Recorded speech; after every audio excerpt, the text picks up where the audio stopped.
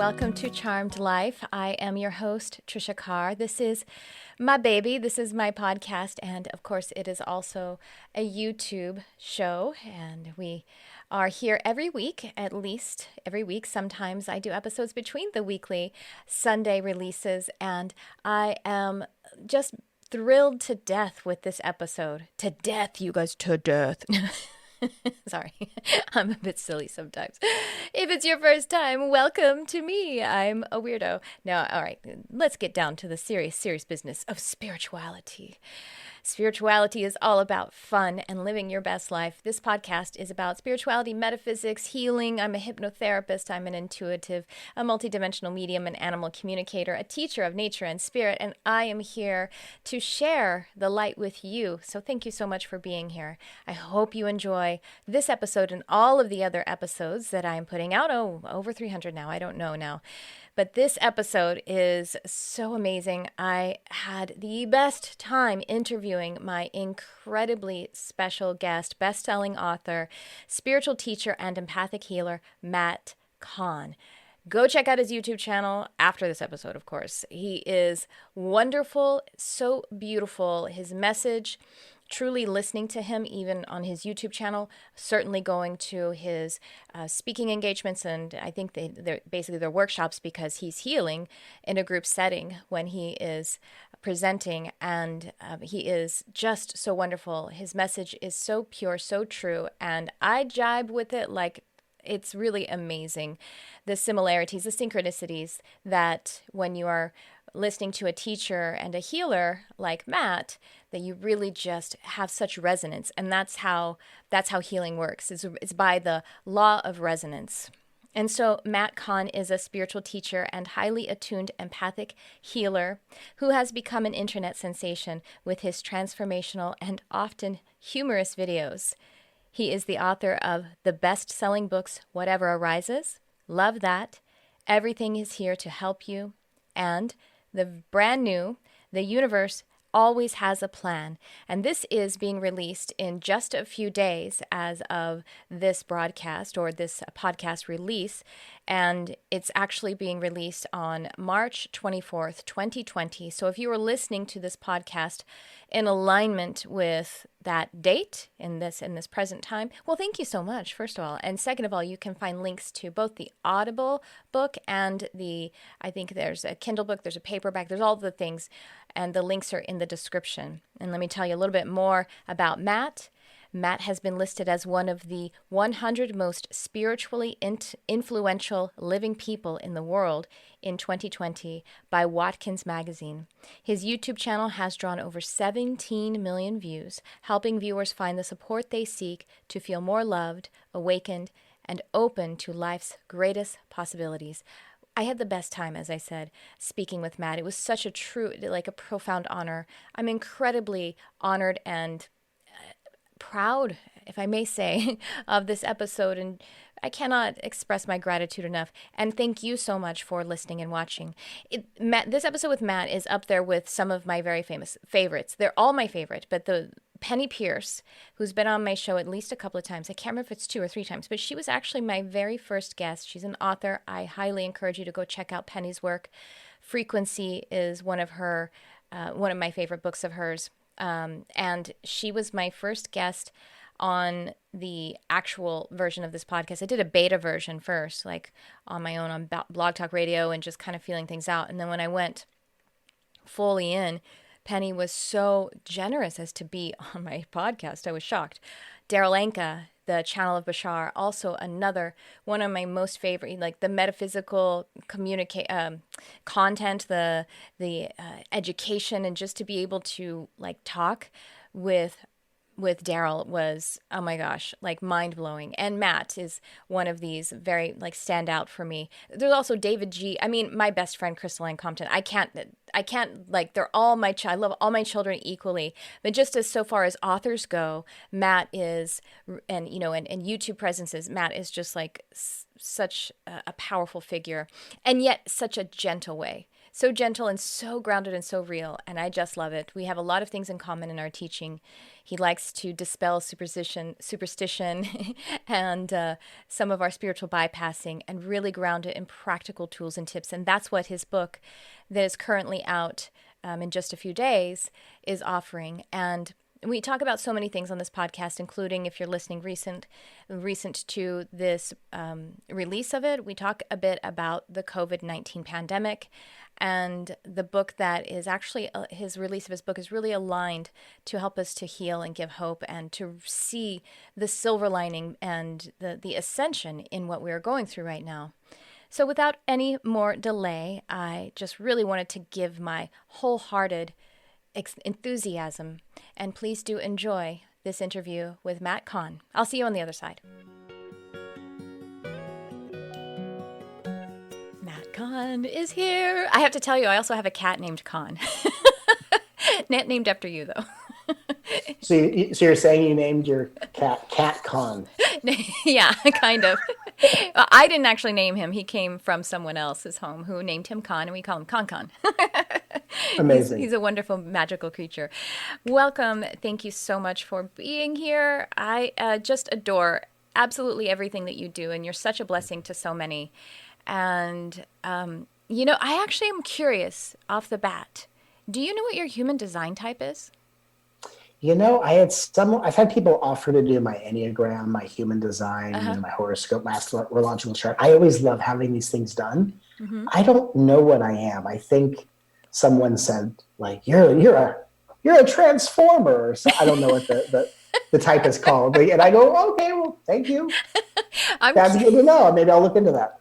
I'm curious because I am like kind of studying it a little bit, but also because, well, I'm about 90% of being able to feel what type a person is, because of it's pretty easy. There's only 4 types and you run your energy in a certain way. And so, but I am curious if you're a reflector, which is what I am, and it's like 1% of the population. That's what someone told me. That's what it was. Okay. And literally, I'm a reflector. Literally, I was watching your most recent YouTube video and you said something about, I could feel it coming. Well, anyway, psychic, whatever. But I could feel it coming, and you said, and how you, when you're with, I'm totally paraphrasing, but essentially, this is what my whole life and practice is based on. And my whole life, not just practice, really, is, and it's something I had to learn and about how I work, and then essentially to feel into when you're with someone and talk about them and be with them and sense their light. This is how I'm me not paraphrasing you even. It's how I feel it. And then to reflect back to them the highest potential, the highest good, because you can you can project and reflect and vibrate to whatever. And so that's how I've learned to use that energy. And so if you're not a reflector, though, then you could be just also have a ton of open centers, which would almost be like a reflector. So it's very curious. Yeah. It's very curious, but I do know that as an adjective of my energy field, I do reflect a lot. Yeah. And I think it's really an interesting skill set to develop where, and you kind of you kind of touched on it, I think in a really eloquent way, where we learn to reflect instead of project. Absolutely.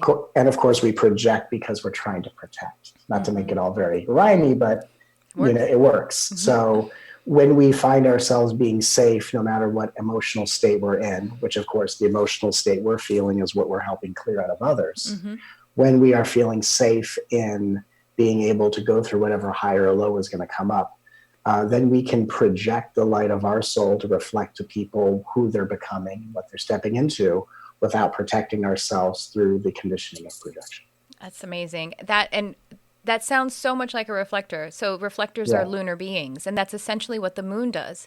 She reflects source energy. She reflects the sun and the highest light of source of the sun, So that's beautiful. And I think what you're talking about essentially is the sensitive or the empathic nature. The empathic nature, it basically doesn't have an agenda.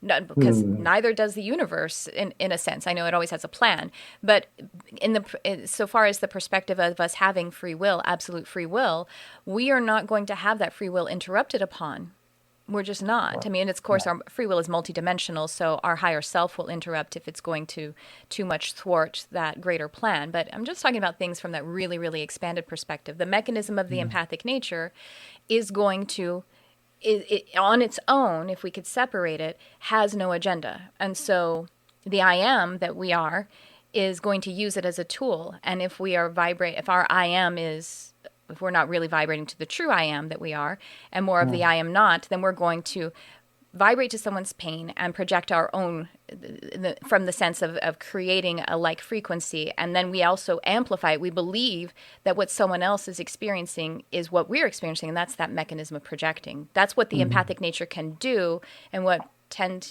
to be what highly empathic people come out of the conditioning because that's how we're, you know what I mean? And then we learn how to use it in the higher way that you're describing. Yeah, and I think, one way I've come to see it is that when we are vibrating at a certain frequency, we are not only aware of our own light as who we are, and we're able to hold that light in the presence of whatever someone needs to release or heal that may be of a different frequency or seemingly opposite of the light. But when we find ourselves at lower vibrational frequencies, what the tendency is that the energy we're helping to loosen and heal in people and clear, we tend to identify with as if it's ours. Yeah. And so we basically help someone clear it and add it to our conditioning.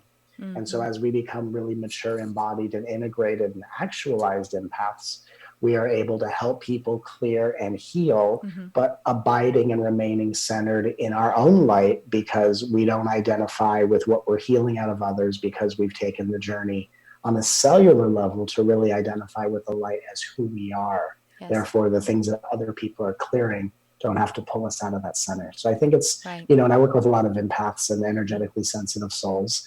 And, my work is really with the nervous system and seeing that it's where the nervous system is versus surrendered or in a state of hyper overreactivity or hypersensitivity that keeps people ungrounded. And especially with the world being where it's at right now, there are a lot of people who are going to learn how to ground, especially in a new 0 point timeless space.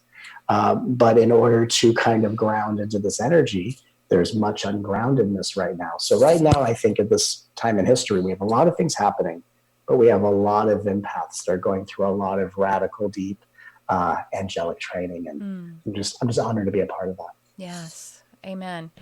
It's like so, and again, this is a reflector thing, which I didn't know until like the last, I don't know, probably 6 months. And I actually had an astral dream where my guides showed me how the aura, or at least my aura, works. That center of the light remaining absolutely pure. And then the rest of the aura, and I don't know if everyone has the purpose of running their energy this way or not. Maybe it's something that can be used as a tool, but as a common way that that aura works is that center being pure and untainted, if you will, and never really not identifying to the core of it, because that's the purity.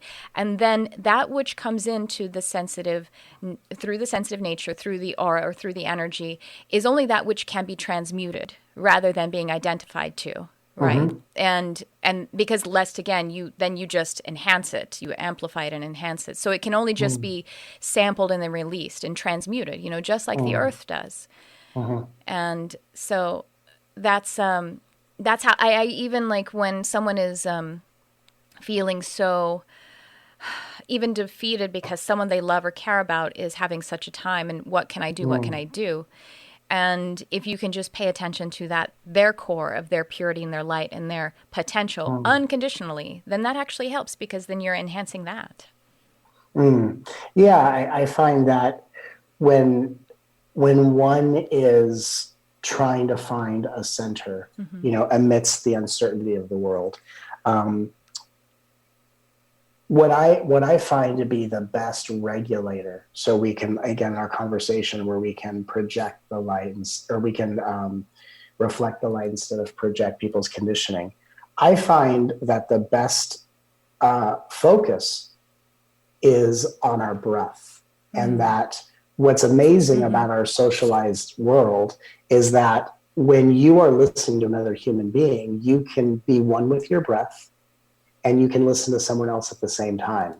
And so a lot of people, when they're in conversations with other people, they're either waiting for someone else to stop speaking so they can make their point, or they're waiting to see if the other person validates their standpoint. But when we involve breathing as a conscious tool with our interactions, when listening becomes a time to breathe and listen, and then when it's time to respond, we breathe and then speak, I find that it's the relationship we have with our breath that then becomes the relationships we have with all of our emotions. I think one of the short-sighted attempts in the old paradigm is that people say, I'm going to create a unconditionally loving relationship with my emotions. Mm-hmm. And most people do it from a very superstitious standpoint that says, I'm going to have a good relationship with my feelings, so none of the stuff I don't want to feel comes back around. So it's a very avoidant technique. Yeah. But what we realize is that every emotion and the relationship we have with any emotion is just a reflection of the relationship we have with our breath. So what I find is through both the practice of being present with our breath and loving our hearts, these two focuses really relax the nervous system so that through the law of polarity, we can be the opposite of where people are at, instead of having to match where people are at. Because typically, empaths match other people's unconsciousness because we go, if I can be a reflection of where they're at, I'll be less of an enemy or an opposition to their ego. And so we're all trying to avoid punishment, avoid rejection. So I find, again, through the self-love, but really through the focus of the breath, as we change our relationships with our breath, we change the relationship with our feelings, and then we can be reflectors instead of protectors or projectors. By the way, I have to tell you that one of the types is called projector, but it's not the way that we're talking about in this context. Semantics. I'm just saying that in case people are into human design. They're like, oh, no, I'm a projector. Matt said I'm bad. No, that's not. We're using this language and, in all the different ways that we can. Yeah. And it's not a human design episode because I'm not an expert or a teacher in it. But the breath, absolutely. I so agree. Well, you probably don't know this. I'm a hypnotherapist among some of the other things that I do. I was already using hypnotherapy. I didn't realize it in my mediumship and intuitive healing and reading and stuff. And then I actually went and got a training and degree in it, and I love it. So that's a typical way that we begin meditation, how to induce ourselves into the state is by the breath. And it's what's so magical about the breath is that it does bring you present because it's happening now, and it proves to you your faith and the faith the universe has in you, and it's both conscious and subconscious, and so it brings your whole being together. So I agree, the breath is so magical, such a gift. Yeah. And I think what's really interesting is if we were to kind of look at each human being, and we were to look at the kind of narrative people have for their lives, which is all wonderful. And actually, the narrative is very important because it gives us a bird's eye view into some things. Oh, yes. But the narrative people have, which is like, let's say someone's narrative says, life goes my way for a little bit and then all hell breaks loose. Or just when I think things are getting really good, then something sidetracks me, or I can't do anything right. And if we were to replace their perception with how little goodness they have or how much adversity they have, we would find the goodness people have in their lives is equal to the amount of time they're present with their breath. And the amount of adversity is how much time in their life that people spend disconnected from the breath. Yeah. So if we see that as a metaphor, we actually learn to raise our vibration, change our point of attraction, and really enter into different parallel timelines, through dimensional jumping. But we dimensional jump by changing our relationship with our breath. And of course, in this time where there's these coronaviruses, shelter in place and everyone's self-quarantining, isn't it the perfect time for humanity where everyone gets to disconnect from this collective perception, and we actually get to reunite with the relationship with our breath. Yeah. And what we'll find is, instead of thinking that we're going to kill our partners or get sick and tired of our children being home from school, that if we can change our relationship with our breath, every relationship we have internally and externally is going to transform from the inside out. But it begins and ends with how we relate to our breath. When we spend a lot of time with our breath, there's so much goodness to be perceived, so much to be grateful for, and so much hope and possibility. And when we don't see that kind of possibility, it just means the lack of goodness that I perceive is showing me how little time I spend with the breath that is just trying to call me home. Yeah. Yeah, it can be a magical tool too, because when you're breathing deeply and easily and, slowly, it's impossible to activate fight flight. It's impossible. Right. So it's like a built-in magical tool to get you out of the lack of love, out of the out of the fearful state, because the slow and easy breath, that you can only do that. It activates the parasympathetic nervous system, and it's impossible to have the sympathetic nervous system, which is connected to fight flight, while breathing deeply and easily. They cannot. It's a physical impossibility, Sure. And so it's just available to us now. What comes to mind is that you kind of believe that you can't, like, I can't breathe. When you're in that state, when the ego mind is sort of taking over. When I was bartending, and I was in so much resistance to that work and just a lot of things in my life. It wasn't just the work, that was just one of the symbols. And I went to this workshop, and we had a physiologist there who was like kind of analyzing our form to see if it was ergonomic and how we could change it, because so many injuries and, with the body for people who work in service. And after I just made a couple of cocktails, and I did one shaken and one stirred. And the physiologist said, okay, did you know that when you shake and stir, you hold your breath? I was like, oh, only 90% of what I do on a 12-hour shift? That's great. Yeah, totally. Well, what's really interesting about the breath is that another name for the breath is our power. And a lot of us at a very early age, at a very influential age, we had something that caused us to gasp. And the gasp of shock, of awe, of surprise is literally the metaphor of something taking our power away, because we often go through the most critical emotional changes when we're the least emotionally mature to handle them, which on purpose creates the conditioning process, which is a very big setup for the awakening that we're all going through on an evolutionary basis. But a lot of us had this experience, whether it was the news of mom and dad getting divorced, or the sudden death of a loved one, or the spontaneous running away of a pet, or whatever we go through in our lives. Something caused us to gasp. We inhaled, and it took our breath away. And what I think is really interesting is that the inhale is the symbol of receiving. The exhale is the symbol of giving.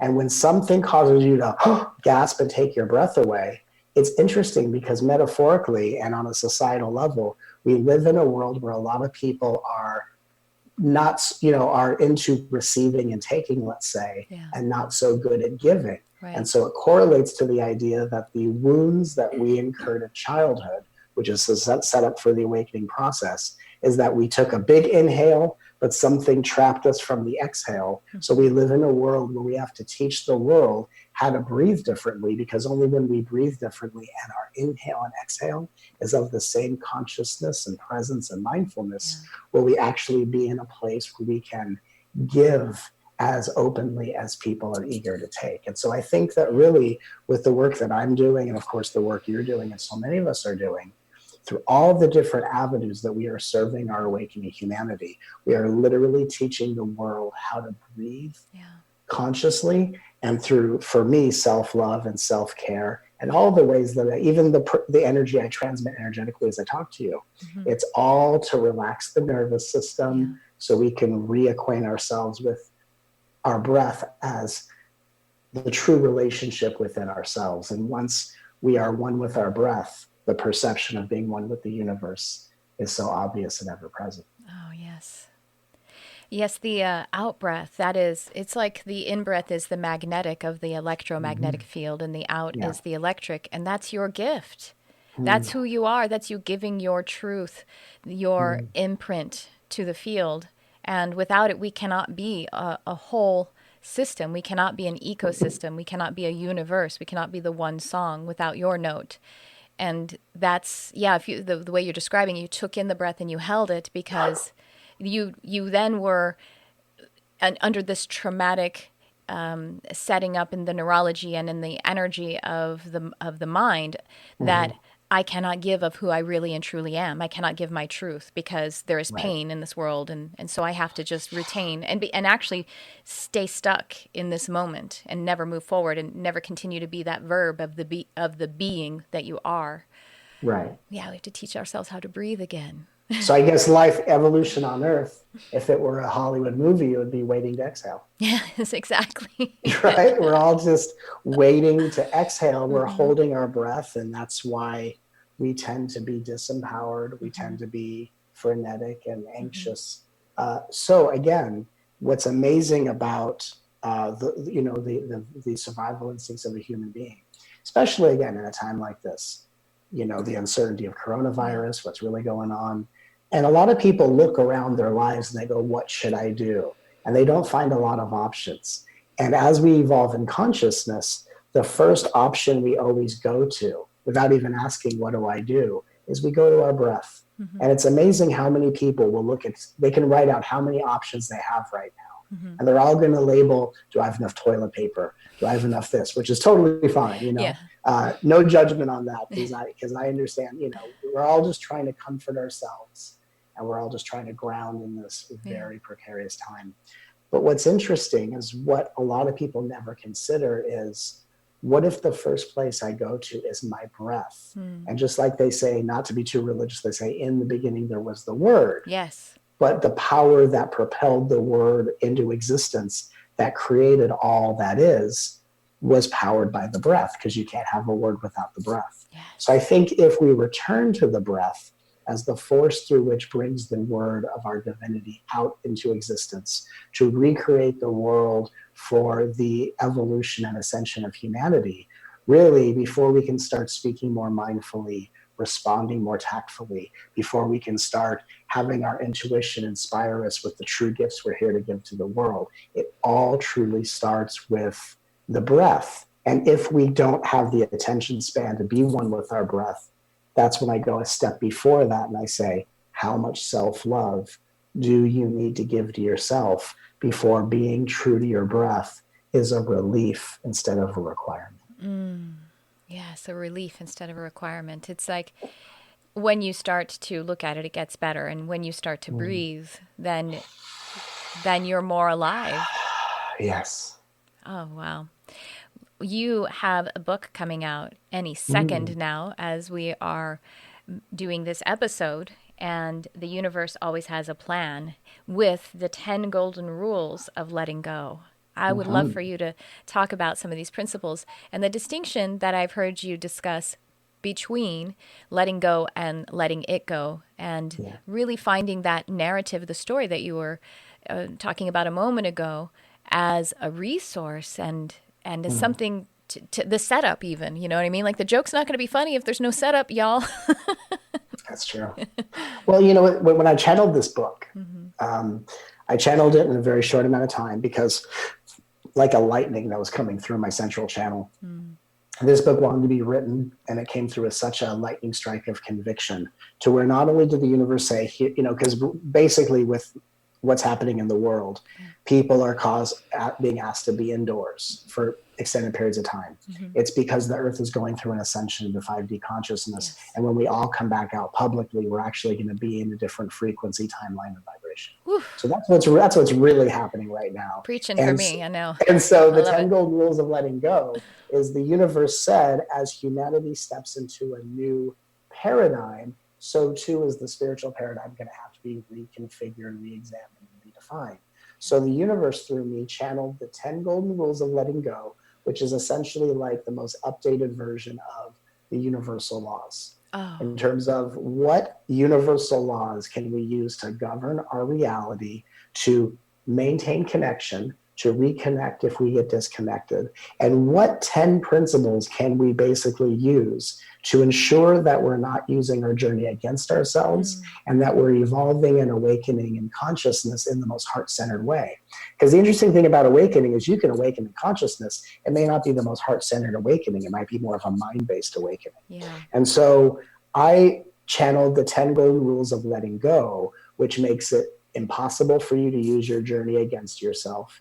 It makes it nearly impossible for you to self-criticize as if that's a moment of awareness. And it truly outlines in 10 simple golden rules how you can let go of needing to control, because instead of having to be the doer of life, you can actually be the chooser of reality. And so in order to really become co-creators in a 5D paradigm, these 10 golden rules that I channeled are just giving people a map and a direction as to how they can always find the place they're supposed to be in the world, how they can bring the gifts from within out for the benefit of all, and how they can always really just find their true north and always reorient to the deepest truths in existence, no matter the narratives or the circumstances at play. So really, this book is the redefining of universal wisdom in such a compelling and loving way. And I'm just so excited for everyone to receive and hear it. And how crazy, I mean, synchronicity is the way that we know that we are working in the flow. It's coming out at a time that really, like you say, we're moving inward into this like sequestered experience so that we could go in and really and breathe and reset and then take ourselves back out. And, we're having, even though what's so interesting, folks, if you're listening to this another time, you heard us talk about it. We're in the middle of the COVID-19 pandemic, and we don't want to, it's interesting. I don't want to talk about it too much because we are hearing enough. We're at that place of it. But at the same time, you know what I mean? Like it needs the compassion. It's what's happening. And we need the compassion and the comfort about the truth that is going on. What's happening with this beautiful, I'm going to just say it is reset. We have to sequester ourselves so that we can come together. And we're having to, I mean, I'm finding myself, even though I have work to do, and I'm like, no, I have to call and check on this friend. I have to call and check on this person, and it's really lovely that we're coming together and looking at one another more, and we just having to, and the ways where the separation, here's the thing with Spirit told me before in many ways, like if you feel challenged, you're feeling resistance, you're not able to break a habit, you almost, it's like you use the exact tool, the exact mechanism that you think is keeping you limited, and you use it as a hack. So if you say, I can't start a meditation practice because I don't have time, you use time to hack it because it will work. You set a timer for 10 minutes every day, and that will start, you will hack it through the very mechanism that you believe is holding you because you become the master of it. And so this is so perfectly divinely timed. Of course, you wrote it well before this pandemic was showing up, but the universe has a plan. Hello, that's what it says. That's we know what what's going on. Well, even in the book, I think it's golden rule number 3. I channeled hardships can be fast tracked through thankfulness.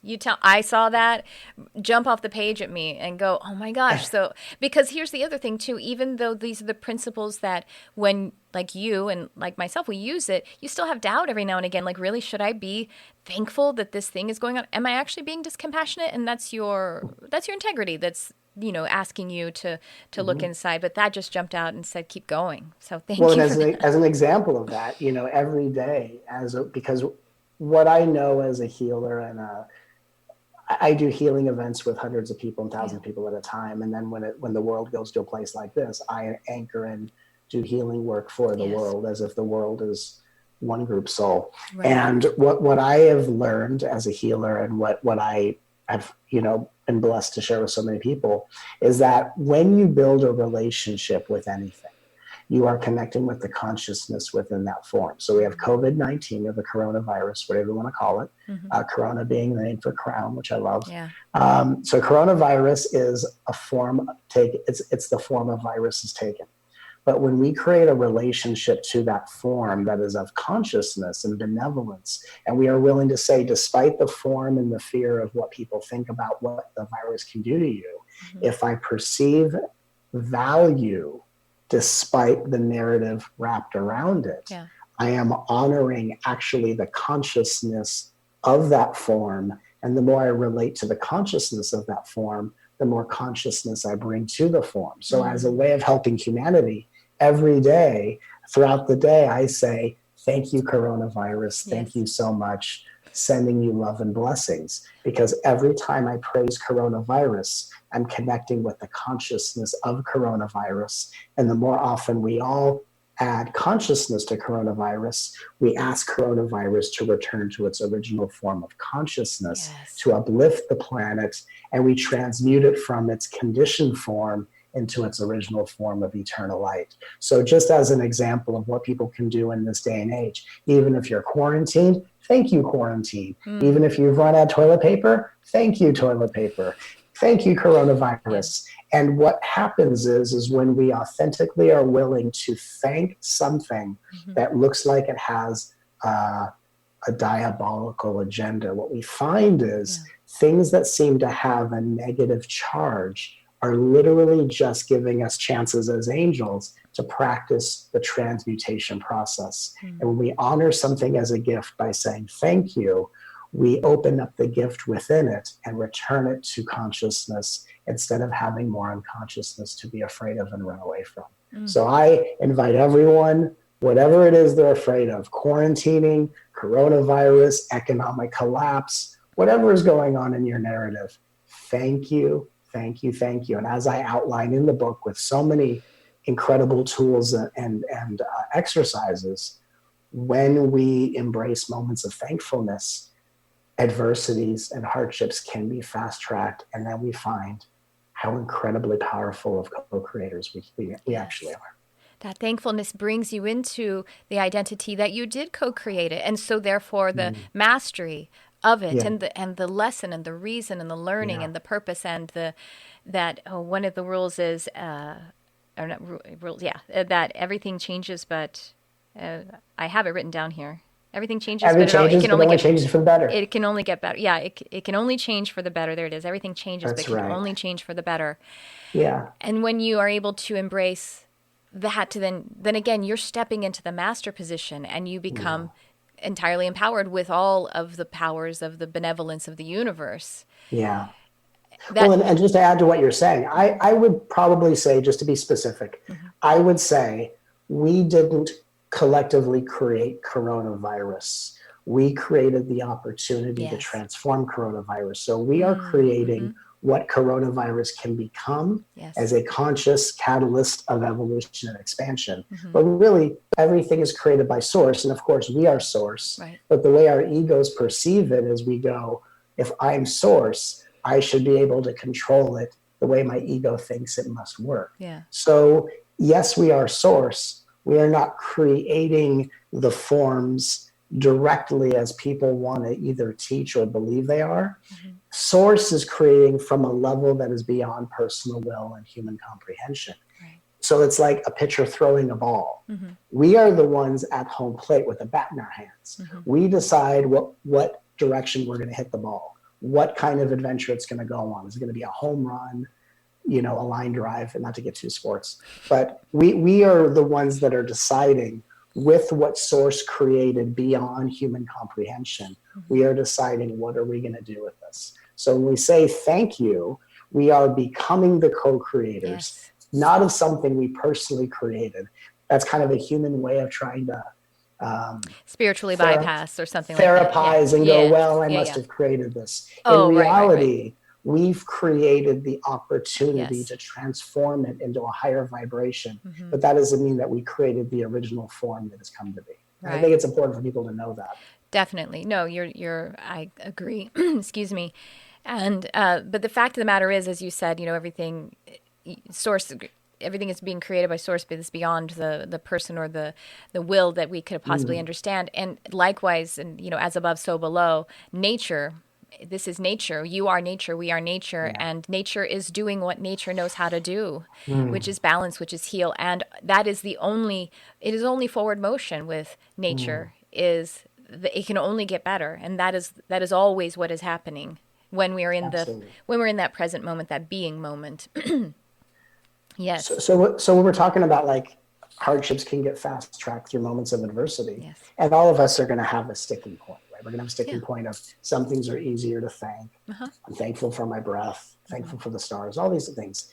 Then we're going to find something that might be difficult to thank. So I'm interested, just because, we're all in this world and we all go through our authentic journey. I have things that are really easy for me to master, and I have other things that have taken a little more Mm-hmm. time, and we're all very different. For you, what would you say would be the hardest thing for you to authentically thank? Well, a very specific, when I find that the lesson that I've learned is that there must be some surrender, because I'm being conditional. I'm needing it to be a certain way.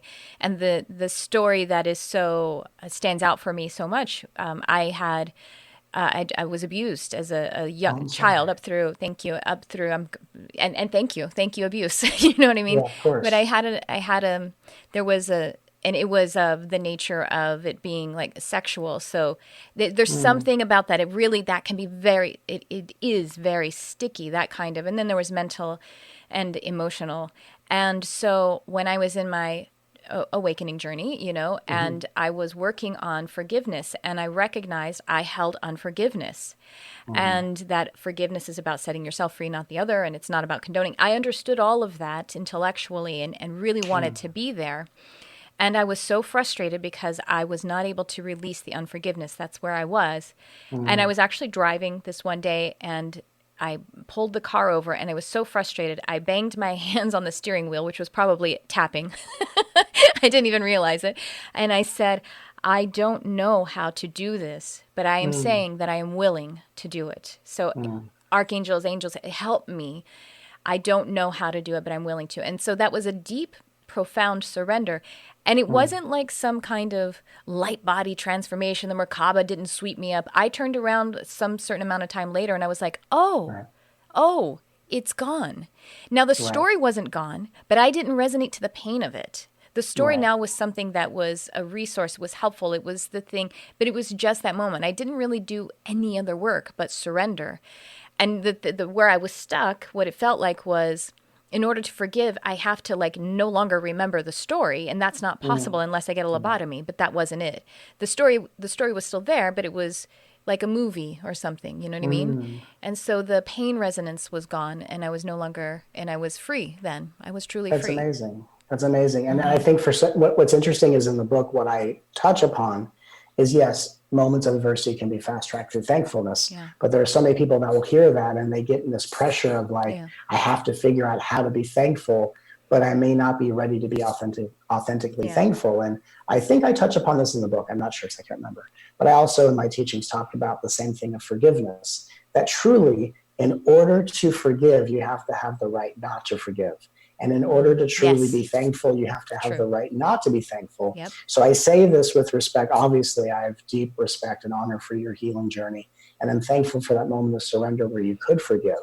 But for those of us that are listening to this, that may be in a place of like, I can't be thankful, I can't forgive, and I'm holding that against myself. Right. There's a very clear difference between I'm not forgiving because I need the person that hurt me to hurt equal to my hurt before I can let them off the hook. There's that kind of vengeance standpoint, but there's also the difference of I can't forgive because I'm in a clear state of awareness of where I'm at in my authentic journey. I will be able to forgive one day. I will be able to be thankful, but I'm humble enough to admit today may not be the day. Yes. So even Yes. in my book, if you can't forgive, if you can't be thankful, I channeled processes that walk you through the process, that even if you can't say thank you or if you can't forgive, there are processes I've channeled and created in the book that will not only help you understand why that's possible, why it's actually a good thing, why it's not you messing up your spiritual journey, and will also walk you through processes that when you're ready, here's how you make your way to the other side. Yes. Ooh, process. And by the way, I don't want to move on before I praise how wonderful it is that this book has all of the inspiration, and it also has the practical tools to help you in your process. And Spirit must have known that we were going to use that language, because it's only this last week.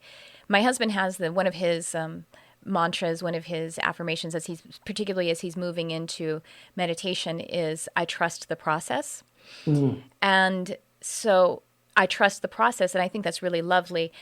But this week, I even, like my Council of Light, they kind of, and when I was saying I trust the process, which isn't one of my typical ones, it actually came through. I respect the process. Like, I No, don't that's just good. trust it. I actually love the process. And so where you are right now, where I was in that moment of frustration, that was just where I was in my process. And that's just a part of the story. And loving the story is orienting ourselves to that truth, to that higher nature, because we are the story of source energy. We are source energy's story. We are the story of the universe. And we are loved in all of the perfection that we in highest truth are. Well, and could you imagine for so many people on this planet who could be let off the hook, who learn that source energy is so unconditionally loving, it even puts you in situations that it might be hard for you to trust and respect the process. But all you need to get through it is, one, reconnecting with your breath, and two, honesty, because as they say, the truth shall set you free. So could you imagine for anyone listening to this right now, if they are able to say, I trust, value, or they said, I will soon trust, value, and respect the process. Exactly. And I accept that today is not that day. Because true self-acceptance, and I weave this into the book, true self-acceptance is the ability to surrender to where you're at, with an awareness of it helping you to where you're going. So we don't define ourselves by where we're at, and we don't get down on ourselves by the big spiritual leaps that we can't seem to take. But could you imagine how mindful and self-loving it is to be able to say, I will respect, value, and trust my process. And I accept that today ain't that day. And if people just hear me say that, they go, oh, thank God, because what I find is so many spiritual beings trying to hold themselves to such a high standard, and the only work that matters to evolve us truly out of victimhood and into the redemption of our awakening process is authenticity. So trying to forgive, trying to be thankful, and trying to forgive and respect is wonderful if you're at that vibrational standpoint. And what gets you to that place to be able to do something like that is being in a place that says, I will be able to do this. That's going to happen sooner rather than later. And today is a divine setup where life's making it impossible for me to do that, just so that I can be more honest with my experience. And as I become more honest with my experience, can I then recognize how much breath and love and care that I need to give myself? That is reminding me, what you're talking about there is the 8th rule. In order to be emotionally free, it is okay to dislike. And that has been a catalyst for a few times for me of profound, like, outpicturing of, I mean, I guess you'd say awakening, but just crazy manifestations where I gave myself permission to be in a situation. And one in particular, I was like, okay, I'm in this situation and I'm ready to move on from it, but I'm going to be in this situation and do something that I know how to do, which is to be kind, which is to be present, which is to be, for me, it's easy to be kind to another person. And even if they aren't able to reflect the kindness back, still, it doesn't matter. I'm in the vibration of kindness. And so I've done that a couple of times. One time was a career work situation, and another one was like a relationship situation. And it was like, boom, like 3 days later, miraculous shift happened. I was like, it's a weird way to be present, to say, I'm okay with not wanting to be here, but I'm going to be here as much as I can be and do the best I can with love and whatever that looks like for you. So it is okay to dislike, because if you don't give yourself that permission, then you're just not being authentic with yourself. And that's the only person you can really be authentic with. And I think that when we individually and collectively are honest with ourselves, now again, if you're in a situation where change can be affected, and I always say this every time I'm interviewed or speaking publicly, if you're in an abusive relationship or a toxic relationship, you always have options, whether it's a shelter or sleeping on a friend's couch.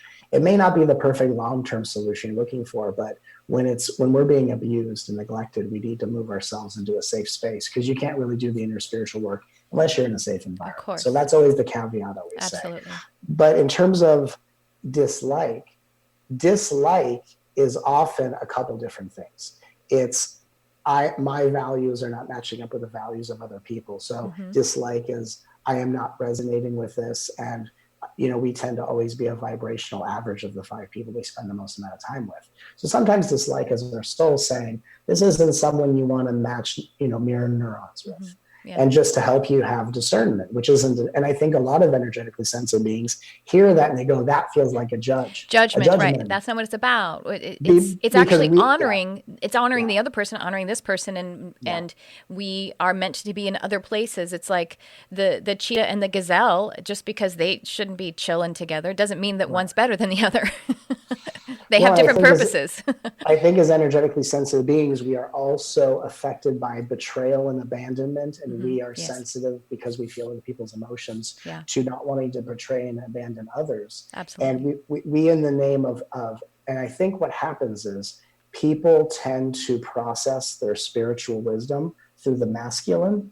And what we're learning to do now is we're implementing our spiritual wisdom through the feminine. Yes. So in the feminine, we realize not everything's going to be cut and dry. Not everything's going to be like, I'm going to react one way all the time. Like I'm going to always be unconditionally loving. But the secret of these teachings is when we're an unconditionally loving person, we are always the first person we are showing that unconditional love and respect to, because other people can show themselves that same unconditional love once it awakens through them. So I think in this process of balancing out the feminine to be the implementer of spiritual wisdom, instead of the masculine trying to be in charge of it, as we balance this out individually and collectively, we are going to find empaths becoming less of the caretakers and less of in the codependent enmeshed relationships and less of these doormats to unconscious beings. And instead, we're going to actually hold the space that says, in order to be the most loving to humanity, I have to be loving and discerning to myself. And I can think that everyone has all the potential in the world, but I've got to be really real and true to what's good for me. So and what I'm thankful of is in this book, The Universe Always Has a Plan.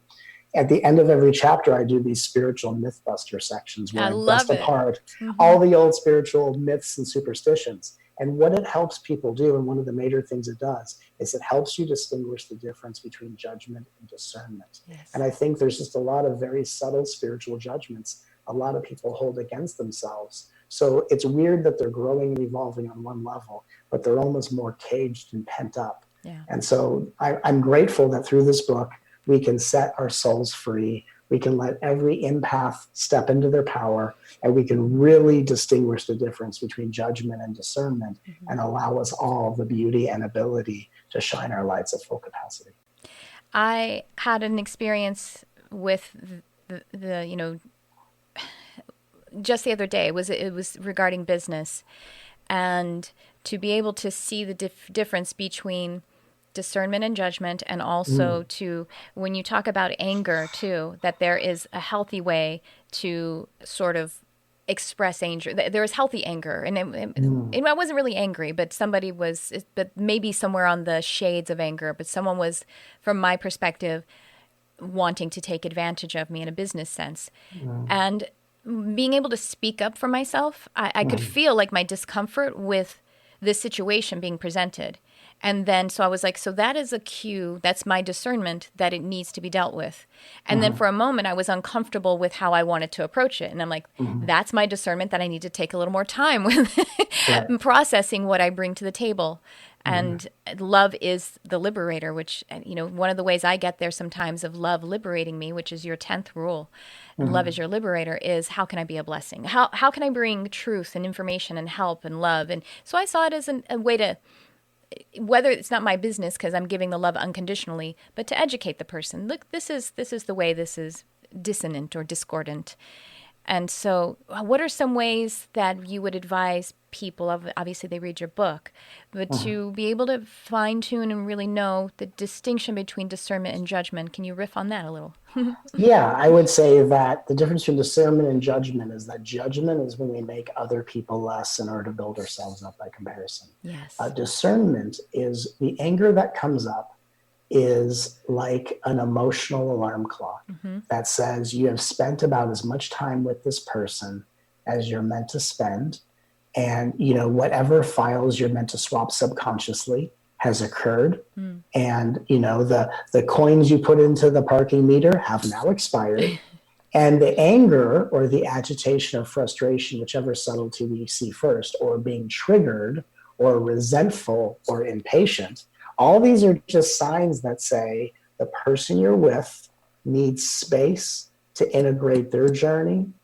And equally, you need space from them to integrate your journey. So really anger or frustration or impatience or judgment or being triggered, whatever words you use, offense is really saying, stop the interaction right there. And if you're able to politely and diplomatically say, look, I know we're interacting right now, but my body is telling me, my nervous system is telling me, this is about all I can exchange with you right now. And I need to go create a boundary and be by myself and integrate my journey. Thank you so much for your time. Yeah. And of course, some people will take that very offensively because, but that's not your work. That's their work. Right. That's their work. And I always like to communicate as lovingly as possible. Right.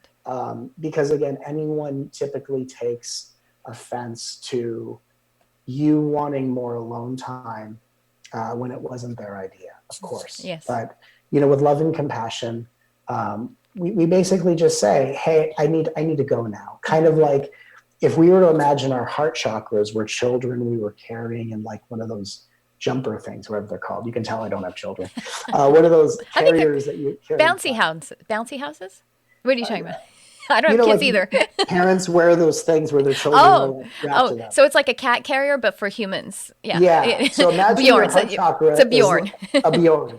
So imagine your heart chakra is like an infant you're carrying. Yeah. If you were having a conversation with an adult and this infant you're wearing strapped to you starts crying and controlling you, you're going to say to that adult, hey, I love this conversation, but I got to go take care of my child. Yeah. When we're frustrated, agitated, angry, ungrounded, exhausted, shut down, whatever, offended, that's the child, your inner child strapped to your heart chakra saying, you need to go home and take care of me right now. Yeah. So we learn to treat our heart chakras like children that we're carrying metaphorically.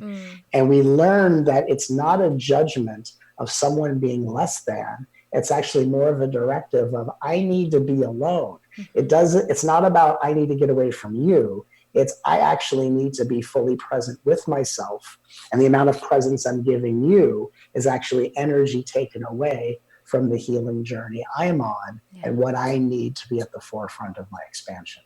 So when we're really discerning, it's more about what I need for myself versus how someone is less than to build myself up better by comparison. It's like sometimes I think, how can I best love both of us right now? And of course, it has to start with me because we can only possibly serve from a full cup. The actual golden rule that is expressed in all of the major belief systems, all of the religions, in the way that it's stated, one of the ways it's stated in the Bible is love your neighbor as yourself. That is not a commandment, or it could be seen as such, but it's just a statement. You can only love your neighbor as you love yourself. Sure. And so how can I best love us both right now? Well, I have this crying baby in my heart chakra, and that's how I have to start. I can't even hear you over the crying baby. So I can't experience you or me in our truth right now. So that's the nervous system is one cue, or just, the dissonant feeling, the discordant feeling, saying that it's time to attend within first. Well, and how subtly disrespectful is it to try to give someone your attention when you can't obviously give your full attention and all of yourself to them? And so it's more respectful to say, look, I would love to be here with you, but I can't be fully present with you because I have this child screaming for my attention. So I'm gonna reach out to you when I can be fully with you. I need to be fully with myself. And when we meet each other as wholeness, we're able to say, wow, that wasn't what I was planning for our interaction, but I would rather you go step deeper into your wholeness, and whatever it's bringing up in me, I can go attend to myself, versus the idea that we're going to ignore our own needs as a way of demonstrating unconditional loyalty in relationships. In the new spiritual paradigm, relationships are a space where wholeness meets wholeness as one. And so when we're meeting as wholeness, whatever someone else needs to further their wholeness is what we want for them. Sometimes it's our presence that adds wholeness. And sometimes it's our adness that helps, or absence that helps people into their wholeness. And it comes from a really surrendered space that says, whatever you need to be whole, I support, whether that's in my presence or in my absence. And that's what the world is entering, this new dimension, this new 5D dimension, where it's not about what other people do for us, but it's about what we can do together to celebrate our wholeness, to deepen our wholeness, whether that means being together or being pulled apart. Wow. What a perfect way to sum that up.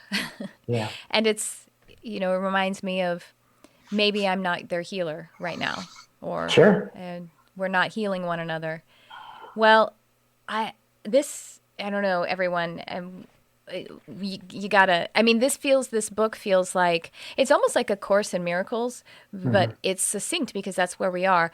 A Course had to do so much work in the time that it came out, and it's still just a deep, profound well of attuning and wisdom and all and everything. I feel like a great way to handle this book of Matt's, The Universe Always Has a Plan, is to read it cover to cover.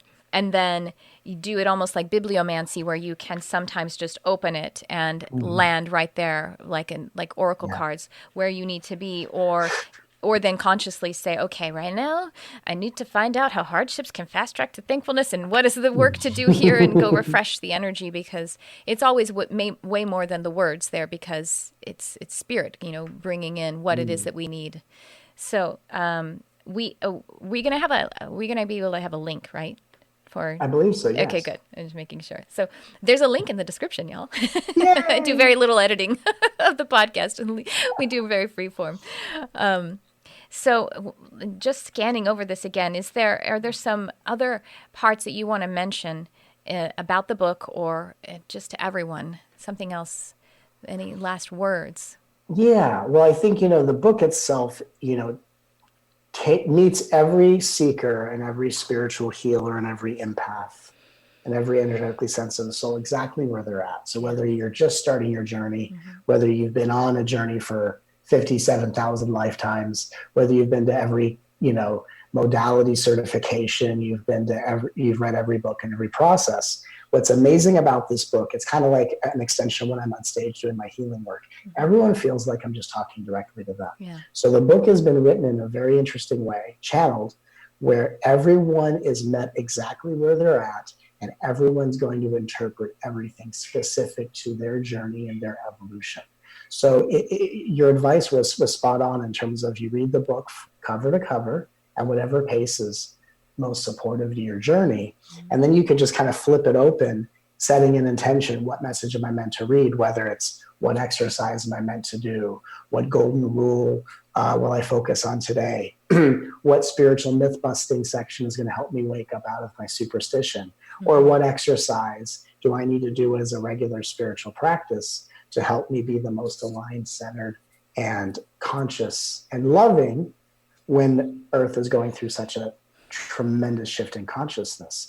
And I just can't even tell you the amount of awe and wonder and humility I have for being able to bring something through me and into the world, and then to step back and just look at, as a tool and as a companion, how this book just walks people literally from one dimension to another. I'm so excited for people to dive into this work and really to really prove to ourselves that spiritual work doesn't have to be work at all. Because once we're no longer using spiritual expansion to find solutions to problems, then we can really begin the spiritual journey, which is, we're not looking to go from dark to light anymore.